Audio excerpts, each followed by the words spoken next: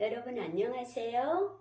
오늘은 마태복음 2장의 말씀으로 여러분과 함께 말씀을 나누고자 해요. 말씀의 제목은 별을 따라가라 이렇게 해보았습니다. 우리는 지난번에 목자들에게 천사가 나타나서 예수님의 탄생을 알려준 이야기를 들었어요. 예수님의 탄생에 있어서 또 빼놓을 수 없이 중요한 한 무리가 있는데요. 자, 여러분 누구일까요? 이런 그림, 사진 본 적 있나요? 아마 크리스마스 때마다 우리가 한 번쯤은 볼 수 있는 그런 사진인데요. 그래요, 맞아요. 동방박사들이에요. 이 동방박사들은 별을 연구하고는 그러한 이스라엘에서 보면은 저 동쪽에 있는 그러한 나라에 위치해 있는데 이 동방박사들이 어느 날 특별한 한 별을 발견하게 되었어요. 그리고 하나님의 지혜로 동방박사들은 이 별이 유대의 왕이 태어나신다는 그러한 표시로 이해를 하게 되었습니다. 그리고 이 동방박사들에게 이 유대인의 왕은 단순한 한 나라의 왕이 아닌 아주 영광스러운 위대한 왕을 의미했지요. 그래서 동방박사들은 이 왕을 만나기 위해서 먼 여행길을 떠나기로 했습니다. 그래서 이 동방박사들은 바로 이 별을 의지해서 이스라엘 땅까지 가게 되는데요. 자, 이와 같이 우리 그리스도인들도 바로 별을 따라가는 사람이라고 할 수 있을 거예요. 그 별은 무엇이냐 하면은 우리에게 참 빛이 되신 예수 그리스도라고 할 수 있죠. 자, 그런데 이 처음부터 동방박사들이 아기가 태어난 그곳을 곧바로 알아서 간 것은 아니에요. 처음에는 이스라엘 땅에 도착했을 때 예루살렘에 먼저 들어가게 됩니다. 그래서 예루살렘에 도착한 그들은 이렇게 말했어요. 유대인의 왕으로 나시니가 어디 있습니까? 우리가 동방에서 그 별을 보고 그 아기에게, 그 왕에게 경배하러 왔습니다. 라고 말입니다. 자, 여기에서 우리가 주목할 한 가지가 있어요. 동방박사들은 뭐라고 했죠? 유대인의 왕으로 나시니가 어디 있냐라고 했습니다. 유대인의 왕으로 누가 나실까? 라고 물어본 게 아니라 왕으로 나셨다는 확신을 가지고 있어요. 바로 예수님이 태어나신 것에 대해서 추호도 의심하지 않는다는 것이었죠. 우리들은 어떤가요?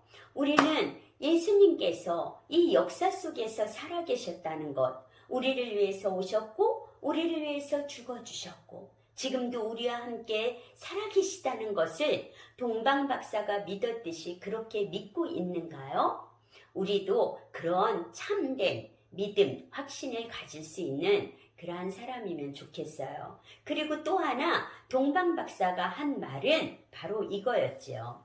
우리가 경배하러 왔노라 라는 것이에요. 그래요. 동방박사들의 여행의 목적은, 그리고 그들의 삶의 정말 귀중한 목적은 예수 그리스도를 만나서 그에게 경배하는 것이었어요. 우리는 우리의 삶에 어떠한 목적을 가지고 있나요? 잘 먹고 잘 살고 유명해지는 그러한 목적을 가지고 있나요?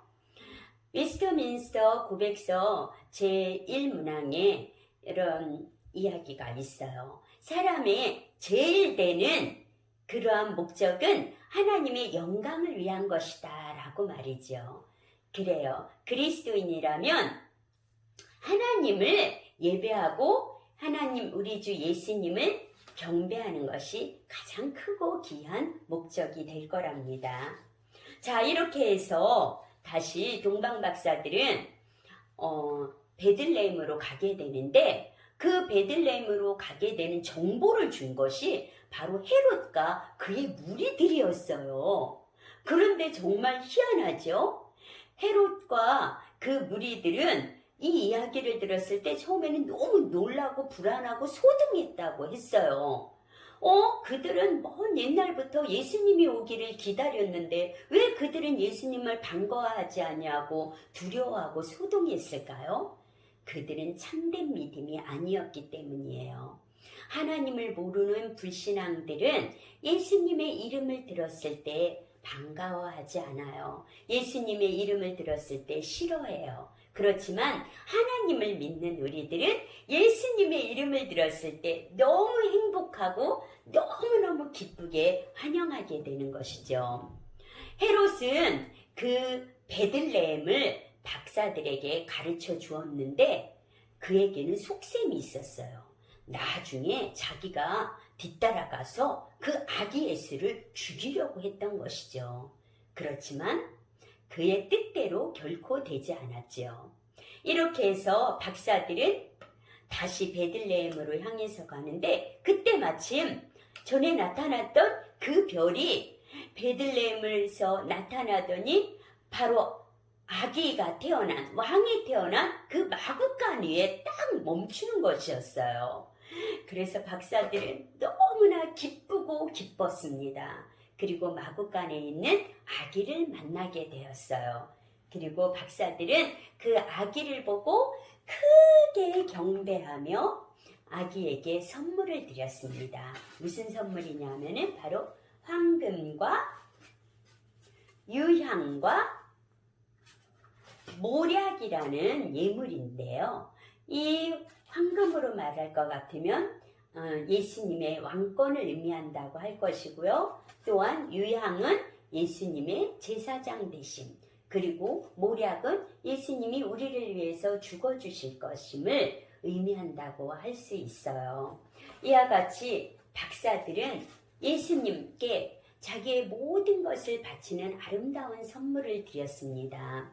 여러분, 우리는 어때요? 예수님께 뭔가를 바라고만 있나요? 가장 아름다운 신앙은 예수님께 나의 삶과 나의 마음을 선물로서 드리는 것이라고 할 수 있을 거예요. 그럴 때 우리의 마음과 우리의 삶에 큰 기쁨과 은혜가 넘치는 것을 경험하게 될 거예요. 우리 모두 정말 별을 따라서 참 빛이신 예수 그리스도를 따라서 살아가는 멋진 저와 여러분이 다 되기를 바라요. 여러분 안녕.